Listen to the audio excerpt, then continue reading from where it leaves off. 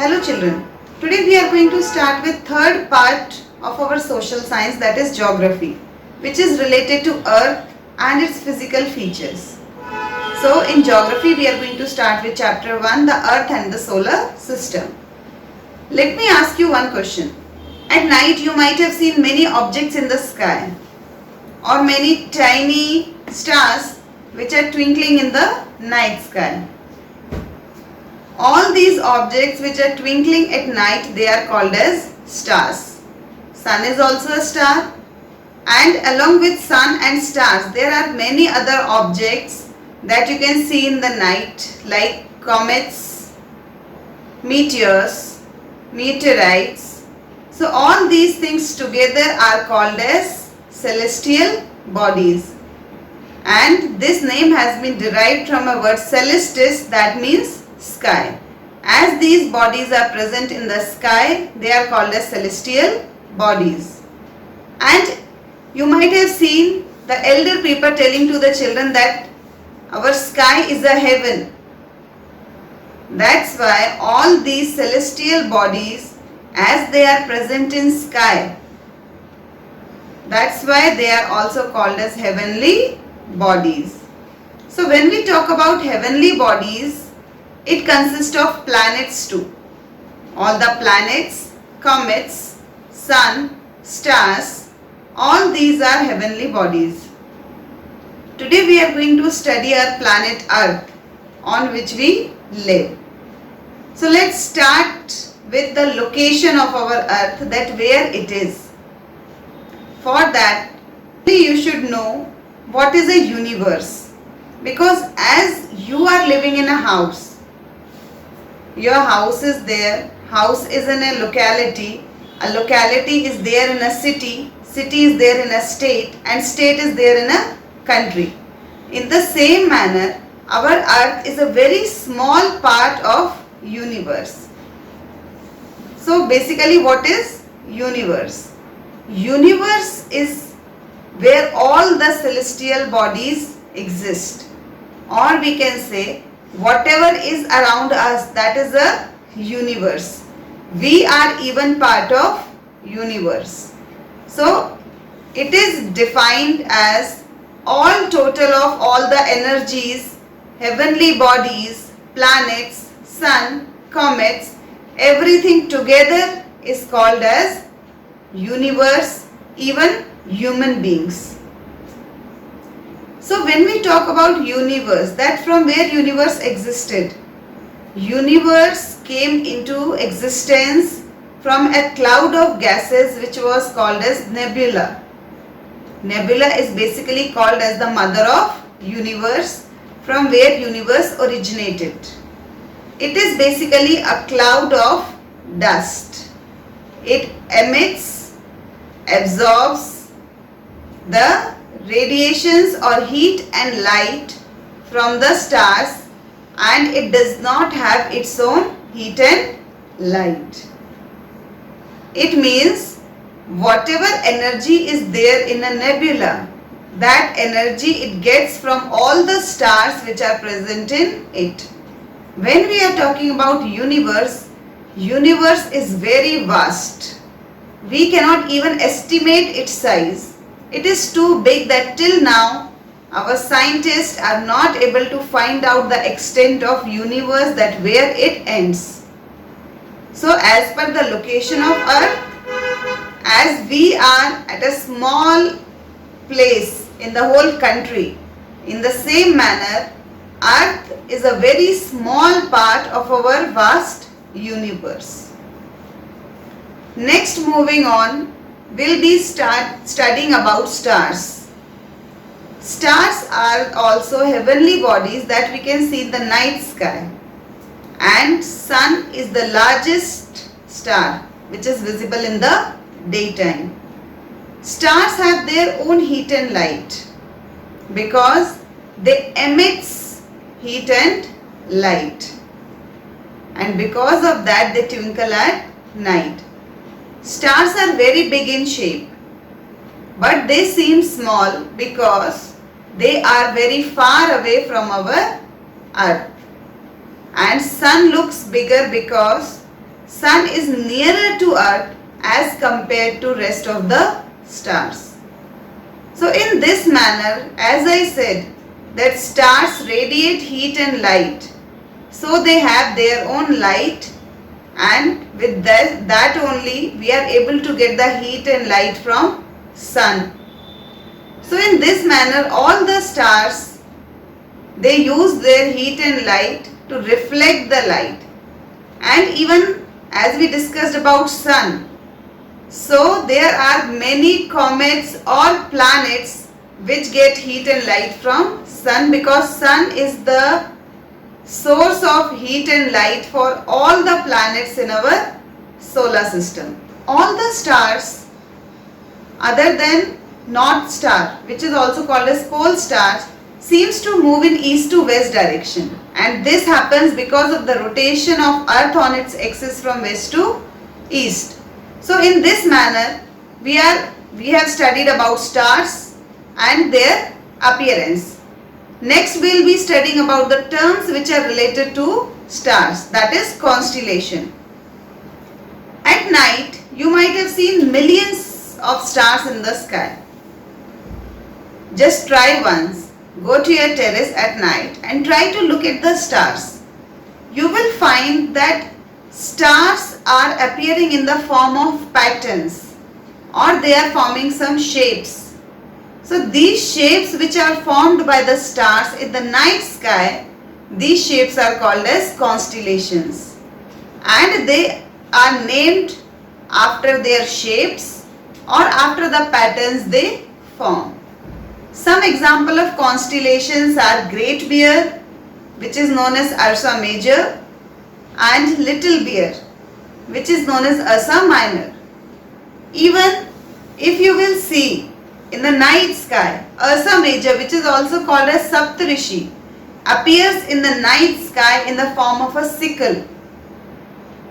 If you have seen a sickle, you can easily identify Saptarishi in the sky, and it is called as Saptarishi because it consists of 7 stars, and every star resembles a Rishi, or Rishi name is basically used for Indian sages. So as in our Indian mythology, it is said that there are 7 Rishis which hold an important position in Hindu society. So on those Rishis' behalf, these 7 stars are named as Saptarishi. So they appear in the form of a sickle, and the 2 stars which are at the top of this Saptarishi is known as pointer stars. And if you are going to make an imaginary line passing through these 2 stars, these 2 stars always points to the North Star or to the pole star. In earlier times, sailors were even referring to this North Star to find the directions while sailing, because North Star always points towards north, or it is located in north direction. So when we are aware of one direction, we can easily identify other 3 directions. So if we are not aware that where is pole star in the sky, just try to make an imaginary line passing through both the pointer stars and stretch that line towards north. You will be able to find the location of the North Star or pole star. So in this manner, there are various patterns. One more common pattern in the sky is of Orion, that is also called as Hunter. It consists of 8 stars and it resembles a human figure. That's why it is called as Hunter. So these are some type of constellations which are visible in the night sky and even can be seen through naked eyes. Next we will be discussing about galaxy. So what is galaxy?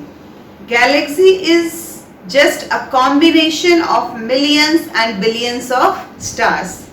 As we know, stars are unevenly distributed in the sky or in the universe. They are not in a uniformity. So in the same manner, groups of stars or millions of stars, when they are together, it results in the formation of a galaxy. All the galaxies differ in shape and size, even in their light too. It means some galaxies emit more heat and light and some galaxies emit less heat and light, and their shape, size and patterns vary from each other. As they are a collection of millions of stars, you can see it like a whitish band in the sky at the night. Just try to see this also. At night, just try to see a whitish band in the night sky. That is basically a combination of millions of stars. So galaxy together is made up of millions of stars, gases, dust and clouds. That's why it appears to be whitish in color. The white band at night which you are able to see, that is Akash Ganga or Milky Way. And it is said that our solar system is a part of this Milky Way galaxy. Now the question comes that what is solar system? So moving forward with the chapter, we'll be studying about solar system now. The group of sun and its planets are called as solar system. Or if we talk about our solar system, sun along with its 8 planets is termed as solar system.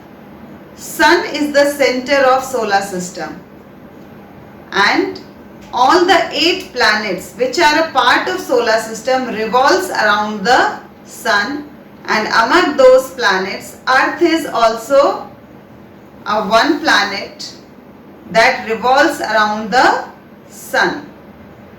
Other than planets, solar system also consists of meteors, meteorites, stars, and every galaxy is not bound with only one solar system. Every galaxy consists of many solar systems which are having their own separate sun and their own planets. So we can say that the family of sun is called as solar system because the word solar means related to sun. So in this manner we have studied about some of the terms or some of the heavenly bodies which are present in the sky.